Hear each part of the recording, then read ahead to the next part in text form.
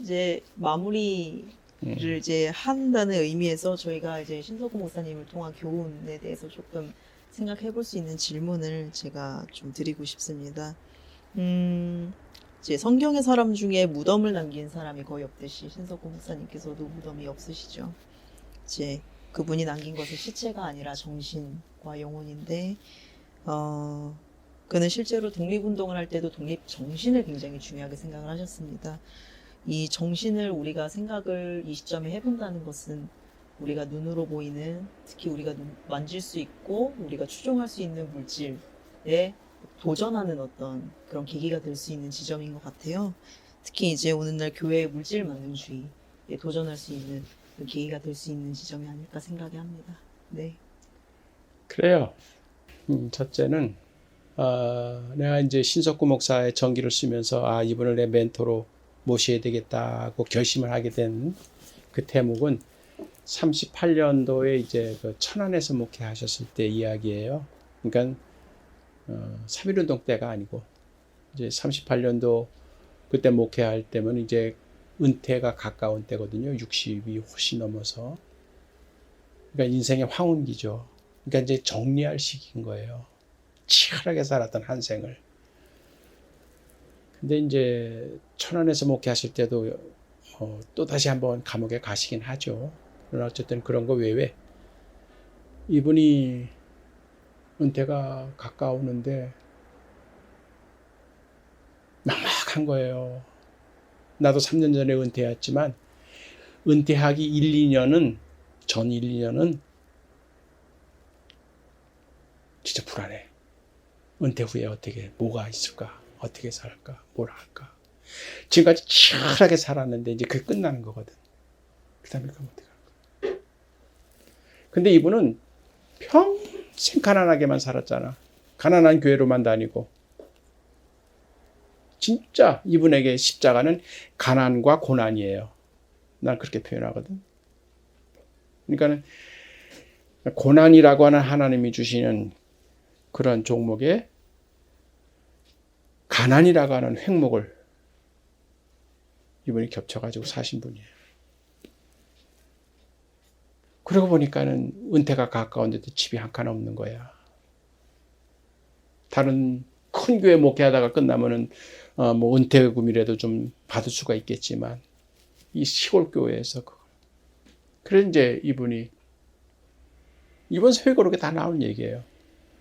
어떻게 이제 신방하다가 쭉 보다 보면 저 멀리 산 꼴짝에 아주 아담한 집이 있어. 그러면 그걸 보고 나도 은퇴한 다음에 저렇게 집 한 칸 해서 좀 노후에 좀 저기에서 편안하게 살아봤으면 하는 생각이 왜 없겠어요.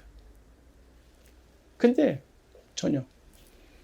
그래서 38년도에 자기 교회에서 부흥회를 하는데 어떤 목사님을 모셔다가 이제 부흥회를 하는데 당신 자신을 계속 부흥회 기간 동안에 하나님께 기도를 하는 거예요. 하나님, 나름대로 평생 내가 지금까지 30년 동안 주님을 위해서 사역을 해왔는데 이제 은퇴하고 그래서 집 한 칸이라도 좀 저한테 주셔야 되는 것 아닙니까? 집 한 칸이라도. 그게 이제 기도한 거야. 그러니까 어떤 식으로든 하나님이 좀 노후에 살 수 있는 집이라도 좀 주십시오. 근데 이분이 기도하다가 음성을 들은 거야. 하나님의 음성을 들었는데 뭐라고 들었느냐? 나는 너에게 살 집을 주지 아니하고 내가 지던 십자가를 너한테 주었노라. 이분이 회고록을 쓰면서 그때 받은 은혜가 제일 컸다 그래요. 처음에 자기가 개종할 때 받은 은혜보다 마지막 판에, 생애 마지막 판에 노후에 살집 한 칸만 좀 주십시오 했더니 나는 너한테 살집 주지 않고 내가 지던 십자가를 주었다. 그 음성을 들으면서 얼마나 감격스러웠는지 그러면서 막 놀랐어. 이건 세상에 없는 영광이다. 주님이 지시던 그 십자가를 나한테 주셨다. 그래가지고 그 음성 듣는 순간에 그냥 찬송이 터져 나왔대잖아. 십자가의 영광. 그래서 다른 사람들은 십자가를 고난으로 수치로 여길지 모르지만 나한테는 무한 영광이다. 십자가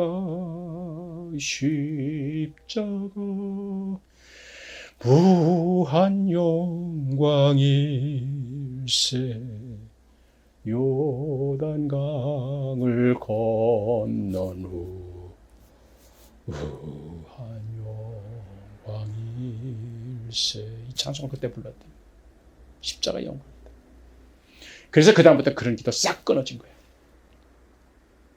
그래서 하나님이 그에게 은퇴를 허락하지 않으신 거야. 70이 넘었는데도 계속 목회할 수 있는 자리로. 그래서 진남포, 유사리, 신유리 그런 교회로. 그래서 1949년 마지막 공산군에게 체포될 때도 강단에서 설교하시다가 끌려간 거예요. 은퇴를 허락하지 않으신 거예요. 이게 그분이에요. 내가 그걸 보면서 그래, 목사는 이래야 돼. 목사는 이래야 돼. 결국 그가 이민보호부에 체포돼서 감옥에 들어갔을 때 주변에서 그 전에 다 피난하라 그랬지. 월남하시라고. 지금 위험합니다. 조만식 선생도 체포가 되고 또 누구도 다 남쪽으로 내려가고 다 지금. 그러니까 목사님도 왜냐면은 해방된 후에 계속해서 이 양반이 공산주의를 비판하는 그런 설교하시고 공개적으로. 그러니까 이거는 인민을 위한다면서도 인민을 위하는 게 아닌 걸 아는 거니까. 그러니까 거기 왜 연락책이 왜 없겠어? 그러니까 목사님 빨리 피난 가십시오. 자네들이나 가게, 젊은 사람 가게. 다 가면 양떼들은 누가 돌보나. 그러니까 선한 목자는 양을 버리지 않는다. 그게 이제 이분이 지줘요. 끝까지 계시다 결국 체포돼서 들어가시지.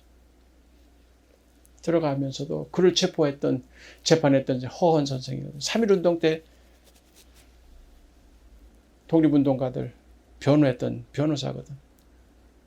그 허헌이 인민재판위원장으로 신석구 목사에게 징역을 선고하는 거야.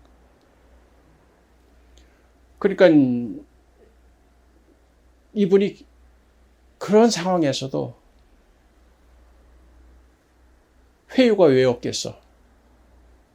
그 노인네가 70 넘은 노인네가 민족대표 34명 중에 한 분인 줄 아는데 허헌 씨가 왜 그걸 안 풀어주려고 그랬겠어? 그러니까 끝까지 이 양반을 거부한 거예요. 그러면서 뭐라고 하느냐? 감옥 안이나 감옥 밖이나 나에게는 똑같소. 거기나 여기나 똑같아. 이건 뭐냐면 분단된 조국이 자기에게는 감옥이란 얘기야. 그러니까 신석구 목사님의 마지막 꿈은 통일이야. 통일이 되기 전에는 감옥 밖이든 감옥 안이든 똑같소.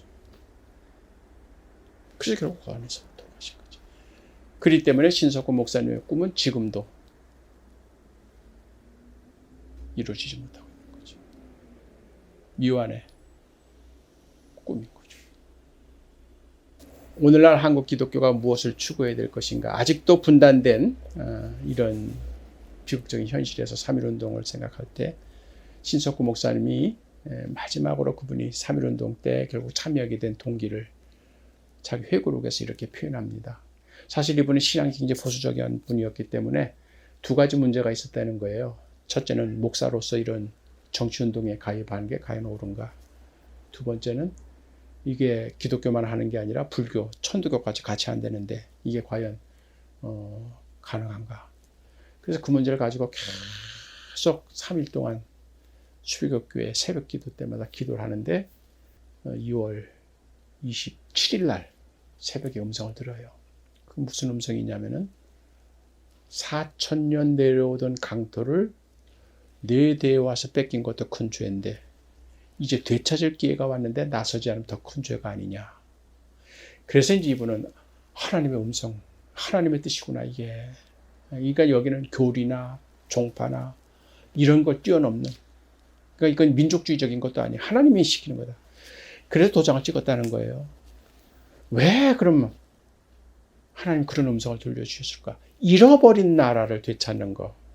신석구 목사님의 개정 동기가 잃어버린 나라를 되찾는 게 기독교로 들어오는 이유였어요. 마찬가지로 잃어버린 걸 되찾는 건 하나님의 뜻이다. 저는 이 대목을 읽으면서 누가복음 15장에 예수님께서 회개에 관하여 3가지 비유를 들어주세요. 100마리 양 중에 1마리 양을 잃어버리고 10개의 은전 가운데 1개를 잃어버려요. 2 아들 가운데 한 아들이 집을 나가요. 그러면서 목자는 그 잃어버린 1마리 양을 찾으려고, 가정주부는 잃어버린 은전을 찾으려고, 아버지는 잃어버린 아들을 찾으려고 애를 써요. 나중에 그 잃어버린 하나를 되찾아서 얼마나 기뻐하는지. 왜 예수님이 그 말씀을 하셨냐면은 죄인과 세리들과 함께 식사하는 걸 보고 발세파 사람들이, 서기관들이 손가락질을 했거든. 저 예수님 왜 이렇게 죄인들하고만 다쳐? 우리랑 이렇게 좀 돈도 좀 있고 권력도 좀 있고 우리랑 왜 이렇게 죄인들하고만 다쳐? 그러면서 예수님이 하신 비유가 3가지예요. 죄인 하나가 회개하고 돌아오면 하늘에서 큰 기쁨이 이루어진다. 회개하고 하나 돌아오는 거. 숫자는 하나 적어요. 그러나 그 하나가 돌아옴으로 원래 100 상태가 회복이 되는 거예요. 그 잃어버린 하나의 은전을 되찾음으로 원래 있었던 10개가 채워지는 거예요. 잃어버린 아들이 돌아와야 2 형제 완벽수가 이루어지는 거예요. 평화라고 하는 단어는, 샬롬이란 단어는 쉘렘이란 단어에서 파생되는 것 같잖아요. 쉘렘이란 말은 완전, 온전, 흠이 없는 거예요. 그렇기 때문에 샬롬은 그냥 편안한 게 샬롬이 아니에요. 깨졌던 게, 잃어버렸던 게 복구가 되고 회복이 될 때 평화가 되는 거예요. 신석구 목사님 그걸 들은 거죠. 아, 잃어버린 걸 되찾는 게 하나님의 뜻이, 평화가 하나님의 뜻이다. 평화를 이루시려고 하는 하나님의 계획이 결국 이번에 이렇게 독립운동을 하게 하시는 거구나. 내가 기독교로 개종한 게 잃어버린 나를 되찾는 건데. 그러니까 도장을 찍은 거예요. 그래서 저는 3.1운동을 평화운동이라고 보는 사람이에요. 독립 아니에요, 목적이. 우리 기독교인들에게는. 독립이 목적이 아니라 독립 넘어 평화예요. 그렇다면 지금 현실에서 우리는 마지막 2 아들 중에 한 아들이 지금 집을 나간 상태예요. 그래서 홀로 있는 거예요. 그래서 2 아들 사이가 좋지 않아. 지금. 그게 지금 한반도 상황이에요. 맏아들이 얼마나 싫어했어요. 둘째 아들 왔을 때. 서로 불신하는 거예요. 근데 아버지는 2 아들이 똑같은 거예요. 그랬을 때 결국 잃어버린 아들을 돌아오기를 기다리는 아버지 심정인 거죠. 신석구 목사님의 마음도 그렇고 한반도를 보시는 하나님의 심정도 그런 거죠. 그래서 잃어버린 아들이 돌아와서 완전 2 형제가 화합해서 하나가 되었을 때 평화는 이루어지는 거죠. 그것이 3.1운동이 우리에게 주는 메시지죠. 평화를 이루라.